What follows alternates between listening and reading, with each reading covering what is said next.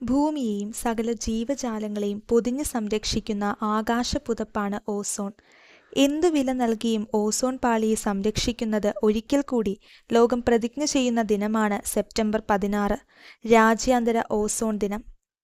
ഭൂമിയിൽ നിന്ന് 20 മുതൽ 35 കിലോമീറ്റർ ഉയരത്തിലുള്ള വാതക പാളിയാണ് ഓസോൺ. ഭൂമിക്ക് മീതെ കിടക്കുന്ന പുതപ്പാണിത്. 3 ഓക്സിജൻ ആറ്റങ്ങൾ ചേർന്നാണ് ഓസോൺ തന്മാത്ര ഉണ്ടാകുന്നത്.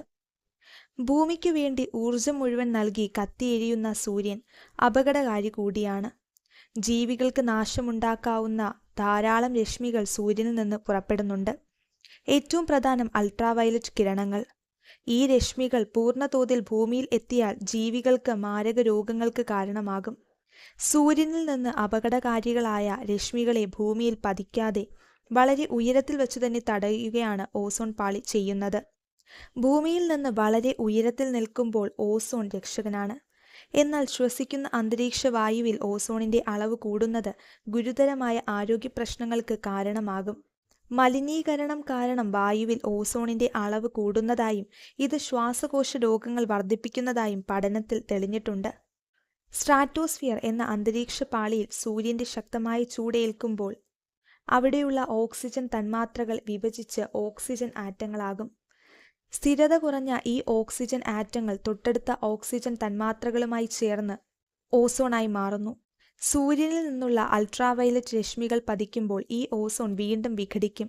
ഒരു ചക്രം പോലെ തുടരുന്ന ഈ പ്രവർത്തനമാണ് അൾട്രാവയലറ്റ് ഭീകരന്മാരിൽ നിന്ന് ഭൂമിയെ രക്ഷിക്കുന്നത്.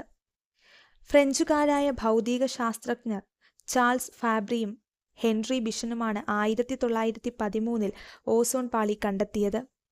ബ്രിട്ടീഷ് ഗവേഷകനായ GMB ഡോബ്സൺ പിൽക്കാലത്ത് ഓസോൺ പാളിയുടെ ഘടനയും സ്വഭാവങ്ങളും വിശദീകരിച്ചു.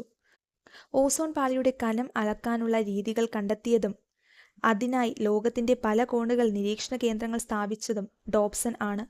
ഓസോൺ എന്നൊരു വാതകമുണ്ടെന്ന് ആദ്യം കണ്ടെത്തിയത് സ്വിറ്റ്സർലൻഡിലെ ബേസൽ സർവകലാശാലയിലെ ഗവേഷകനായിരുന്ന ക്രിസ്ത്യൻ ഫ്രെഡറിക് ഷോൺബെയ്ൻ ആണ്. 1839 ഈ കണ്ടെത്തൽ. 50 വർഷം മുൻപാണ് ഓസോൺ പാളിയുടെ ശോഷണം ആദ്യമായി ശാസ്ത്രജ്ഞരുടെ ശ്രദ്ധയിൽപ്പെട്ടത്. ചില സ്ഥലങ്ങളിൽ ഓസോൺ പാളി വല്ലാതെ നേർത്ത് ഇല്ലാതാകുന്നതായി 1970കളിൽ ശാസ്ത്രജ്ഞർ ഉറപ്പിച്ചു.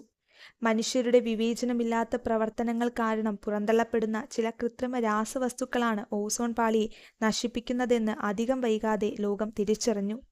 ഇത്തരം രാസവസ്തുക്കളുടെ അളവ് കുറയ്ക്കാനായി പിന്നീടുള്ള ശ്രമങ്ങൾ 1985 വിയന്ന കൺവെൻഷനും 1990 ലണ്ടനിലും 1992 കോപ്പൻഹേഗനിലും നടന്ന പരിസ്ഥിതി ഉച്ചകോടികളും ഓസോൺ സംരക്ഷണ പ്രവർത്തനങ്ങൾക്ക് രൂപം നൽകി.